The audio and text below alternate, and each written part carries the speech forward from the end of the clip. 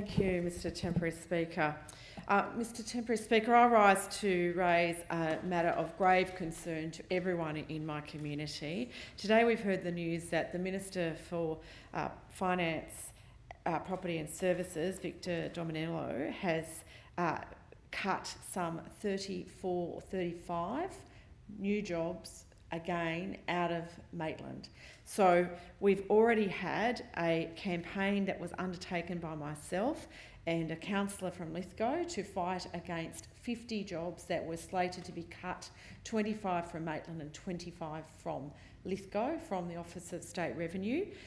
We were successful in that campaign. There was another 40 jobs that are to be moved at the end of this year to Gosford, so that people who originally moved to Maitland as part of the former Labor government's decentralisation of these jobs to come and put jobs in regional areas, who've moved their lives out of Sydney, will now be moved back to Gosford, and housing prices there are some triple the price that they are in Maitland, or they can commute on the M1, which has currently got an 80km/h speed zone on it because of road work, so taking them perhaps 3 to 4 hours per day in commuting. And of course we don't have a direct train service from Maitland anymore to the Central Coast.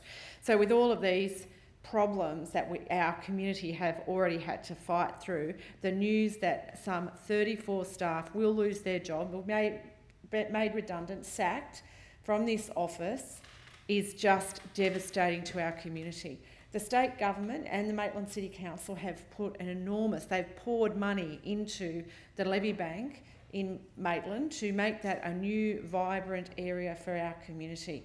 The former Labor government put in the Office of State Revenue there, great new building, only really about 10 or so years old, and that was to help drive our CBD economy. The small businesses in that area were to rely on that work. It creates jobs for our growing community. And now, by Christmas, those shopkeepers, all those small businesses in there, the accountants, the lawyers, the financial planners, the photo shop, the coffee shops, all of those people will have 74, 75 people less wandering around the streets doing Christmas shopping, putting money in our community. Now, if you think the average cost of those wages, around some $65,000 to $70,000, of all that, we are getting into an enormous sum, millions of dollars, ripped out of our economy from a government who is completely heartless. Now, we cannot afford to lose any more jobs from the public sector. This is not the only agency that has cut staff.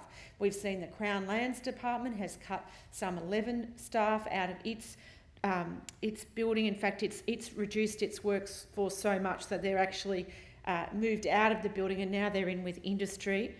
We've seen cuts to community services, family and community services. They're going to be all put on the scrap heap when Hume comes in as a community housing provider, so they may be able to get a job back in their sector at a lower wage. Community health has been cut by this government, and so we've got a town, a city, which is the fastest growing city outside of Sydney in this state, and this government is ripping out jobs wherever it can. It is an absolute disgrace, and I am calling on the Minister to reverse this decision.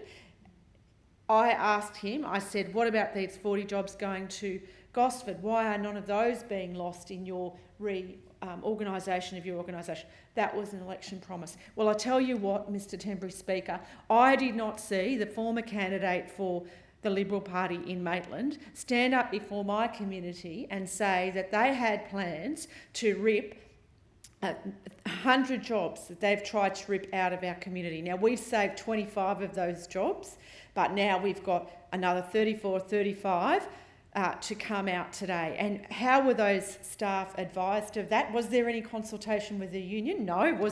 In fact, there are allegations that members of that union who have been speaking out and trying to advise the union of what is happening to them have been put on suspension, on leave with pay at this, so to keep them out of the workplace so that they cannot tell anybody what's going on.